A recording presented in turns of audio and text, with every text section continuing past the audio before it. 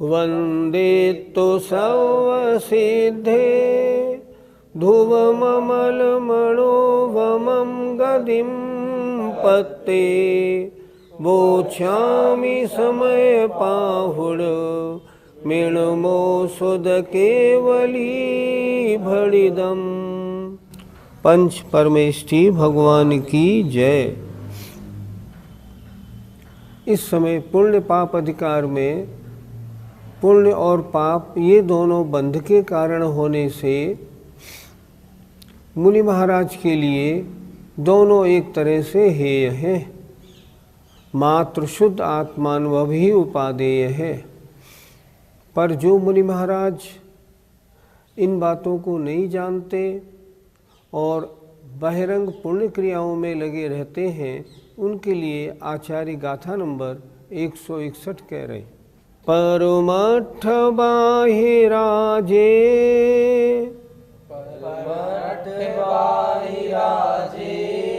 ते अन्नानेन पुण्यमिच्छन्ति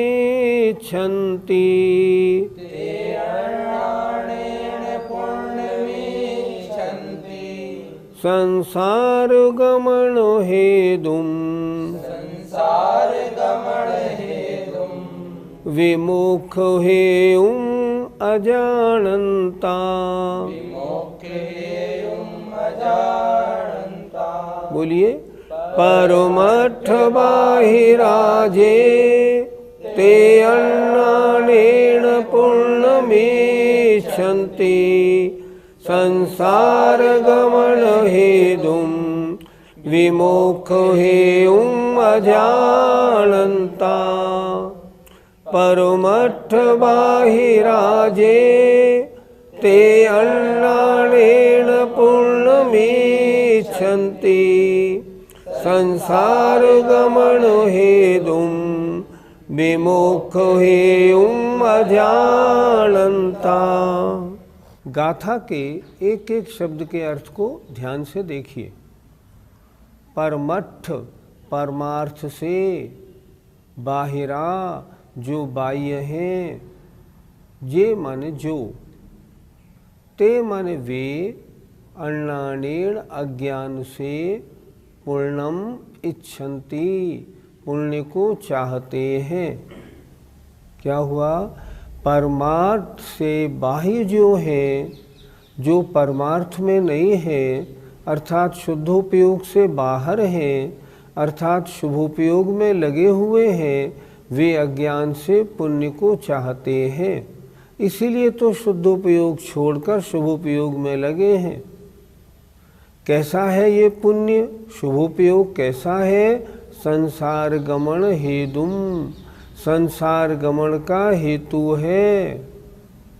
संसार गमन का हेतु होने पर भी मोक्ष हेयुम, मोक्ष के हेतु को अजानता न जानते हुए। एक बार फिर देखें ऊपर से।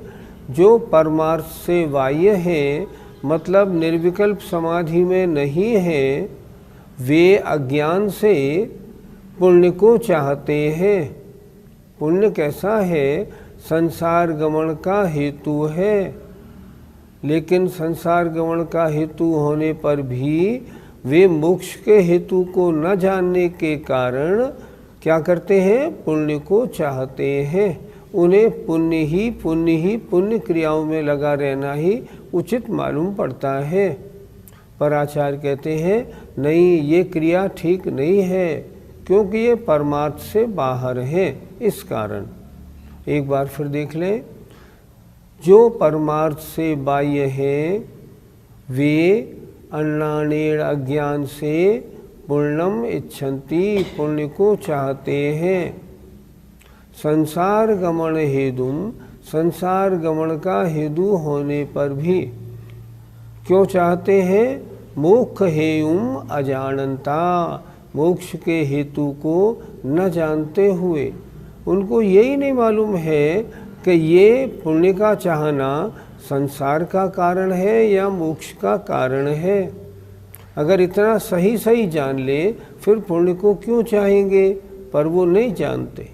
गाथा का भावार्थ देखें, जो परमार्थ से बाह्य है, शुद्ध आत्मस्वरूप का जिन्हें अनुभव नहीं है, जो आत्मानुभव में लगे हुए नहीं हैं, वे मोक्ष के हेतु को न जानते हुए अज्ञान से संसार गमन के कारण पुण्य को चाहते हैं। उन्हें पुण्य क्रियाओं में लगा रहना ही रुचिकर है। क्यों? उन्हें शुद्ध उपयोग के बारे में अभी जानकारी नहीं है। पंडित जी, किन मुनियों को परमार्थ से बाहर कहा है? परमार्थ का मतलब शुद्ध उपयोग में लीन, अर्थात पुण्य और पाप इन दोनों कर्मों से दूर। शुभोपयोग अशुभोपयोग से जो दूर हैं और शुद्धोपयोग में लगे हैं, वे परमार्थ वाले हैं। लेकिन जो परमार्थ से बाहर हैं, इनका मतलब जो शुद्धोपयोग में नहीं है लेकिन शुभोपयोग और अशुभोपयोग में अपना समय लगाते हैं। अशुभोपयोग में न लगे तो भी शुभ कार्यों में निरंतर लगे रहते हैं। आचार्य कुंद कुंद महाराज कहते हैं ये भी परमार्थ से बाहर हैं, क्योंकि परम अर्थ क्या है? परम अर्थ है पुण्य और पाप दोनों क्रियाओं से दूर रहना। तो ये पुण्य क्रियाओं में लगे हैं, इसलिए परमार्थ से शून्य है। पंडित जी, फिर इन मुनिराजों ने दीक्षा क्यों ली है? संसार का कारण क्या है, मोक्ष का कारण क्या है, इसका इनको विधिवत ज्ञान नहीं। संसार का कारण है पुण्य और पाप का बंध, मोक्ष का कारण है इन दोनों से हटकर शुद्धोपयोग रूप लीनपना। इनको इस बात का ज्ञान नहीं है, इसलिए जिन मुनिराजों को इस बात का ज्ञान नहीं होता, वे पुण्य कार्यों में अपना सारा समय लगाते हैं। वो सोचते हैं इन पुण्य कार्यों के करने से ही मोक्ष की प्राप्ति हो जाएगी।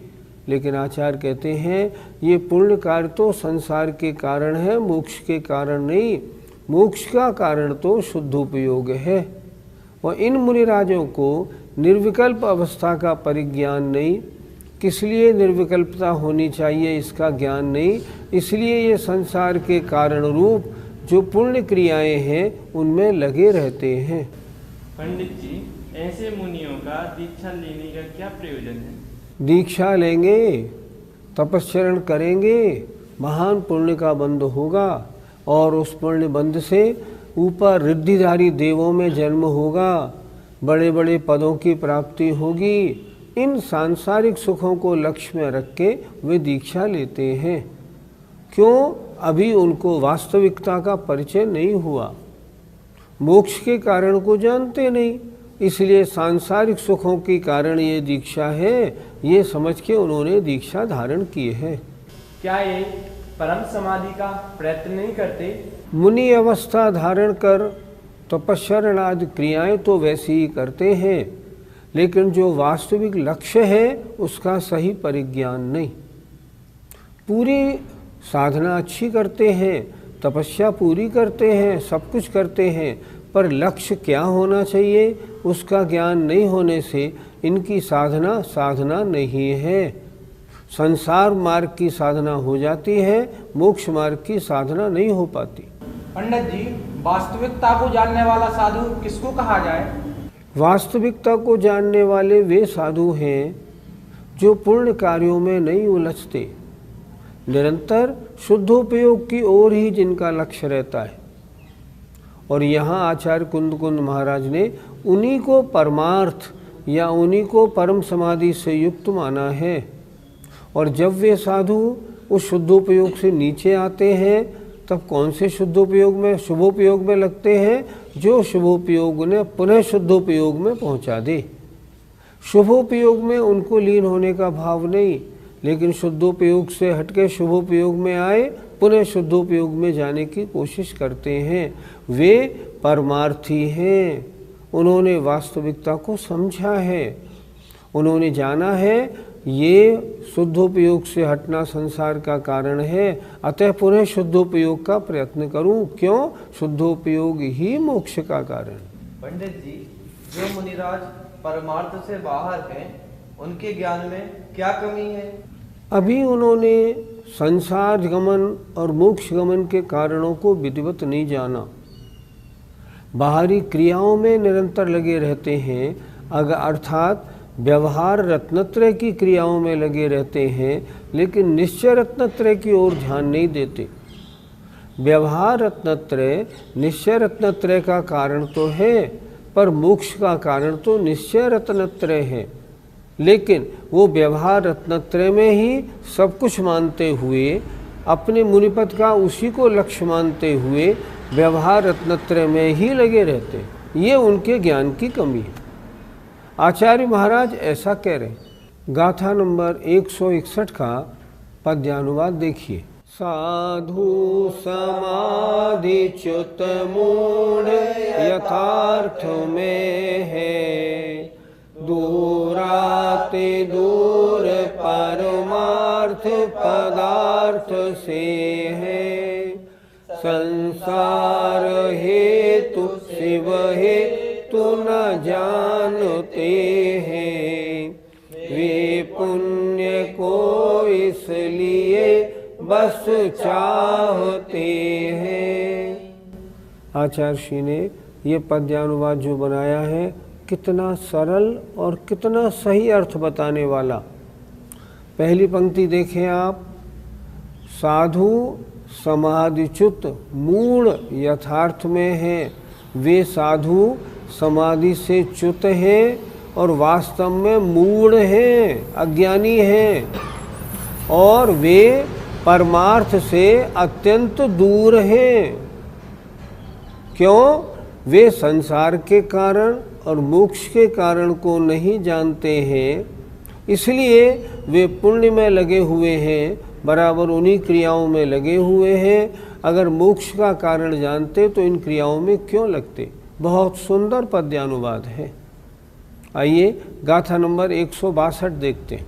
जीवादि सदहणम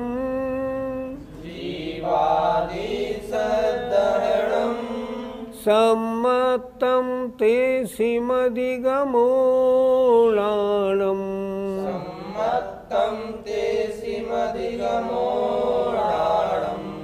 रागादि परिहरणम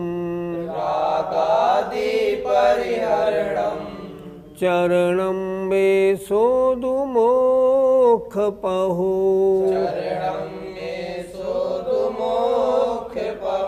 बोलिए।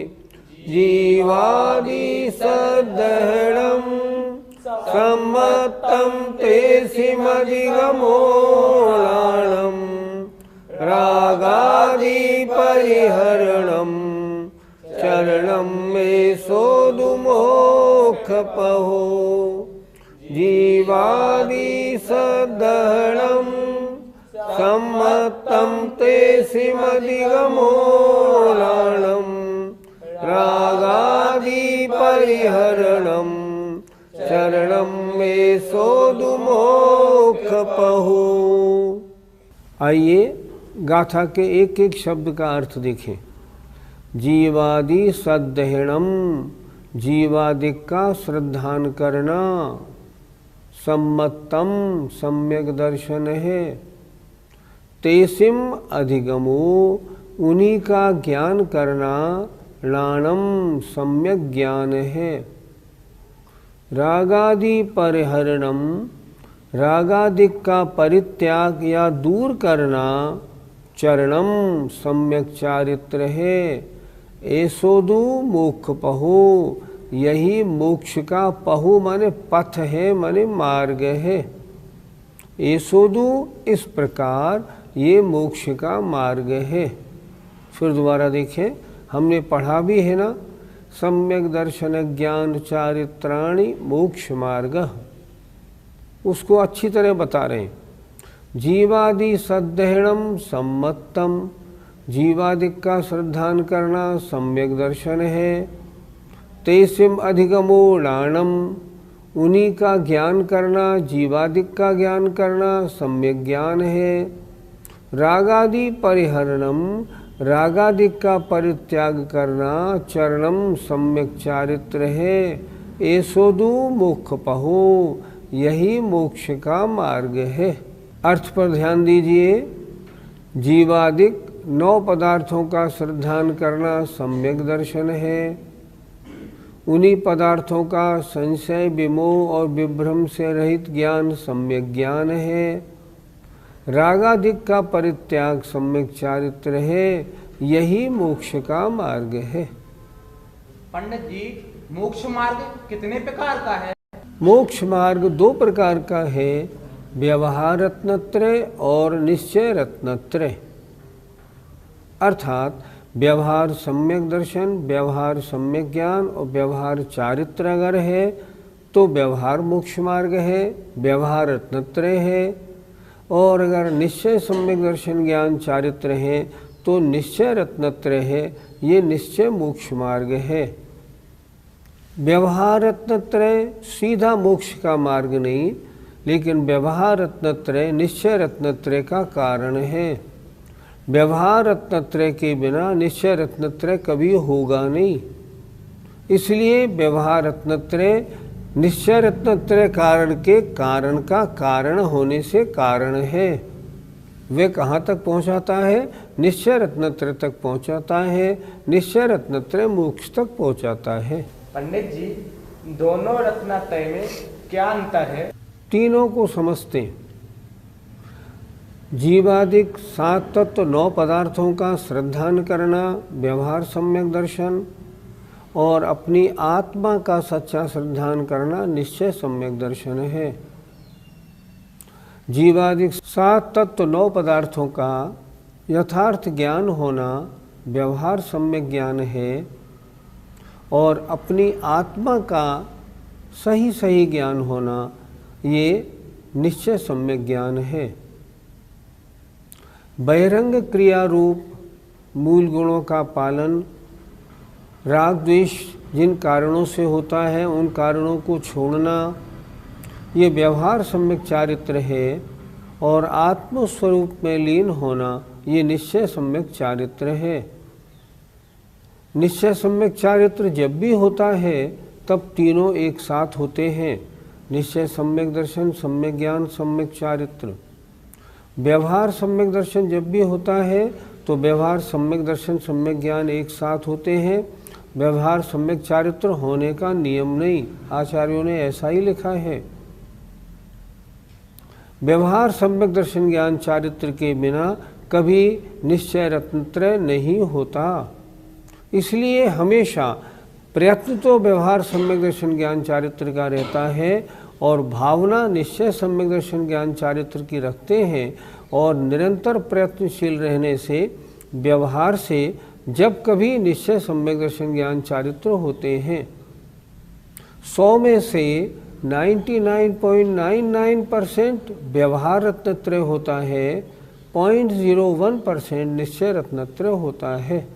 24 घंटे में कभी 1-2 मिनट को हो जाए शुद्धोपयुक्त तो हो जाए निश्चय रत्नत्रय, अन्यथा व्यवहार रत्नत्रय रूप प्रवृत्ति रहती है। पर जो मुनि महाराज इस भेद को जानते हैं वे व्यवहार रत्नत्रय में रहते हुए भी निरंतर निश्चय रत्नत्रय की भावना करते हुए सदा रहते हैं। पंडित जी, व्यवहार और निश्चय रत्नत्रय में कौन से गुण स्थान होते हैं? देखो, व्यवहार सम्यक दर्शन, व्यवहार सम्यक ज्ञान गुणस्थान चौथा और 5वां। व्यवहार सम्यक चारित्र गुणस्थान 6ठा और 7वां। अच्छी तरह समझना हो, जो मुनि महाराज शुभोपयोग में हैं वे व्यवहार सम्यक दर्शन, सम्यक ज्ञान, सम्यक चारित्र वाले हैं।